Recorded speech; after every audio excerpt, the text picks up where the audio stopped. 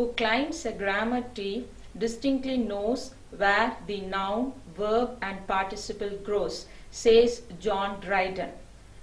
Welcome to the world of learning grammar.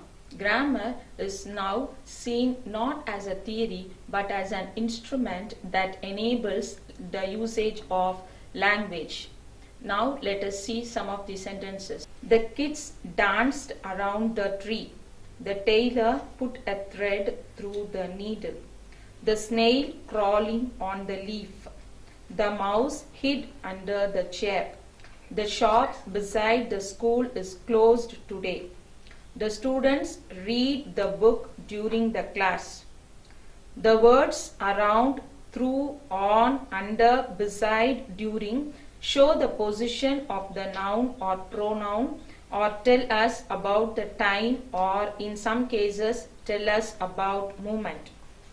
Words that link nouns and pronouns to the rest of the sentences are called prepositions.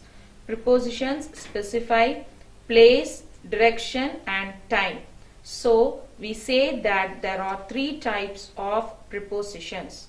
Prepositions of place, prepositions of time and prepositions of movement.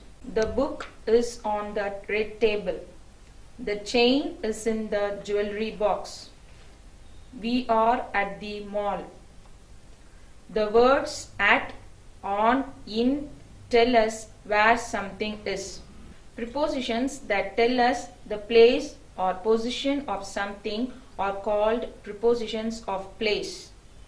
We can now look at some more prepositions of place. Abroad, above, across, against, around, behind, below, by, beside, between, under, underneath. Now, shall we read these sentences? We will be there around 6 p.m. I will be in Chennai during the weekend. The ambulance is coming within 5 minutes. The words around, during, within tell us when something will happen.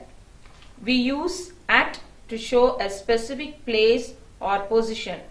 We use on to show position on a horizontal surface. We use in to show that something is enclosed or surrounded. Therefore, prepositions that indicate when the action takes place are called prepositions of time. Now, let us look at some more prepositions of time. Between, for, since, after, before, by, inside, past, until. Look at these sentences. I am going to Germany next week. The train went through the tunnel. The words to, through, across show movement that are called prepositions of movement. To conclude, do you find useful learning prepositions? Yes, I hope you have gained the ability to use prepositions in your language, and by constant practice you can master it in your conversation. Thank you.